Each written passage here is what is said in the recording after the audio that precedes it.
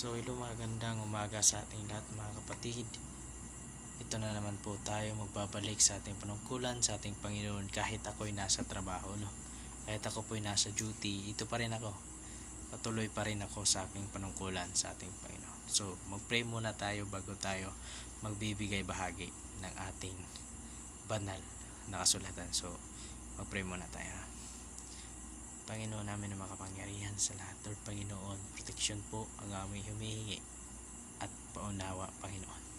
Panginoon, salamat po sa buhay at sa lahat pang dumadating sa amin, Panginoon, ng galing sa inyo, Panginoon. Panginoon, salamat po sa lahat ng tao'y nakasubaybay sa ating pabahagi sa katotohanan ng salita ng Diyos. At patawarin niyo po kami sa aming nagawang kasalanan sapagkat kami makasalanang tao dito sa mundo hanggat kami nabubuhay, Panginoon. Salamat po, Panginoon, sa lahat ng aming pagkukulang sa inyo sapagkat ngayon po ibabawi kami at ibabahagi namin ang katotohanan sapagkat ito po galing sa inyo, Panginoon. Salamat po sa protection at paunawa sa aming pagbasa. Naway po namin itong nawaan sa aming pagbabasa, Panginoon. Salamat po sa lahat ng gabay at protection, Panginoon. Balik ka. Amen. Balik lang natin. Dumagpasalamat tayo kanimo sa ngalan Ama at ng Anak ng Banal na Espiritu. Amen. So, ito po'y pamahagi natin sa salita ng ating Panginoon, Diyos nang siya naglikha ng sinaunang mundo. So, ito po yung Genesis, no? Basahin po natin tong Genesis 1 verse 1. Nang pasimula ay nilikha ng Diyos ang langit at ang lupa. So tatalakayin po natin yung Revelation, yung bagong langit at ang bagong lupa. So ito babasahin natin tong Revelation 21 verse 1. So basahin po natin to para maliwanagan tayo. Ang pasimula po to at ang katapusan. Ito po yung bago natin ngayon. So ito basahin natin sa Revelation 21 verse 1. At nakita ko ang isang bagong langit at isang bagong lupa, sapagkat ang unang langit at ang unang lupa ay naparaan at ang dagat ay wala na. So ang sinasabi dito ay ipapaliwanag natin, no? So ang sabi dito ay yung nakaraang langit at lupa ay wala na po. Yung sinaunang nilikha ng ating Panginoon nung unang nagkakasala pang tao. Yun po ay si Adan at saka si Adan at si Eva, no? So dito nabasa natin, dito natalakay natin dito sa Revelation 21 verse 1. So dun po tayo sa Revelation 21 verse 1. Punta tayo dun sa Genesis 1 verse 1 na makita natin dito yung pasimula at ang bagong simula.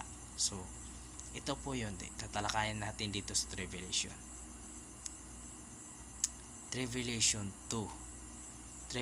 21 verse 2. At nakita ko ang bayang banal ng bagong Jerusalem na nananaog mula sa langit, buhat sa Diyos, na nananahandang gaya ng isang babaeng kasintahan na nagagayakang talaga sa kaniyang asawa.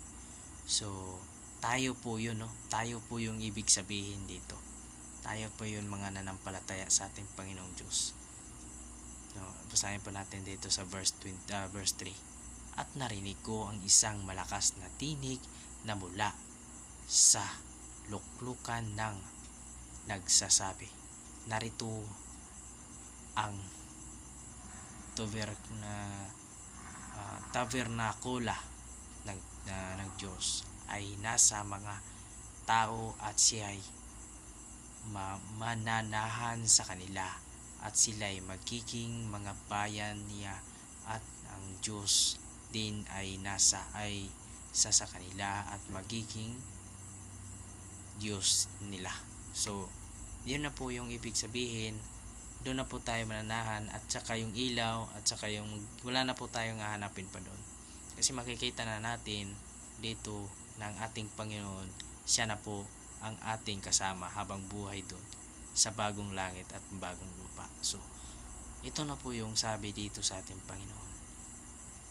Habang nandito pa to tayo sa pwesto natin na dito sa mundo, ay tayo po ay maghihirap at mabubuhay pa rin tayo ng makasalanan kahit Kristiyano tayong nanukulan sa ating Panginoon. So ito po yun dito sa puntong pinagkakalob ng ating Panginoon na tayo po ay manalangin at maging handa sa kanyang pagpaparito sa mundo. Kasi yun po ang kanyang sabi. So ito po tatalakayin natin dito sa Mateo 4 verse 3 to 9 to 11. So basahin natin to para po to natin to maintindihan. So basahin po natin dito sa Mateo 4 verse 3 to 9 and 11. So dumating ang manunokso at sinabi sa kanya, kung ikaw nga ang anak ng Diyos. So dito sa punto na may nagtukso sa ating Panginoong Diyos, no? So ito po yung portion na sinasabi dito ng ating Panginoon. So hanggang dito na lang yung ating papahayag ng ating na nanggaling sa ating Panginoon, no? So naway may nalalaman kayo at may naintindihan kayo sa ating binabasa dito sa Revelation at saka Genesis, no? So yun po yung Revelation, yun po yung katapusan ng mundo. Yun po yung panibago nating tahanan. So yung yung Jerusalem, yun pong Jerusalem, ayun po yun na po yung ating titirhan, kasi yun ang panibago. Ibig sabihin ng Jerusalem, babaguhin po yun ng Panginoon para sa ating titirhan, no? Kasi kung ibig sabihin yung Jerusalem na yun po kasi yung pinakamahal ng Panginoong Diyos natin dun sa Jerusalem, no? So kaya po ayaw niya talaga na agad-agad yun masusumpong at ayaw na matanggal yung Jerusalem. So hanggang ngayon nagsimula na yung bumbahan ng Jerusalem, dahil po na nasa Bible talaga yun. Mangyari talaga una ang Jerusalem, manggaling muna ang gera sa Jerusalem bago pa sa buong bansa. Mag-umpisa kasi yung gera sa Jerusalem bago muna sa lahat, no? Kaya kailangan na manalig talaga tayo palagi, kasi iyon ay ipapakita na ng Panginoon yung Jerusalem ay binumbahan na ng Hamas, dahil po yun ay yun po yung sinasabi ng Panginoon, no? So kung ayaw talaga ng taong maniwala yung taga Jerusalem, mangyari talaga na mangyari yung sinabi ng Panginoon. Nakaakay na po yun at naka-receive na po yun. Kung sa cellphone pa, naka-receive na yung Jerusalem na una talaga ang mangyari nun. So hanggang dito na lang sa ating pagbibigay mensahe at paunawa at paliwanag sa lahat ang ating binabasa. So salamat sa inyo, naway pagpalain kayo ng Diyos at iingatan at ilayo sa kapahamakan, at palagi kayong manalig at manalangin sa ating Panginoon. So salamat sa inyo, God bless.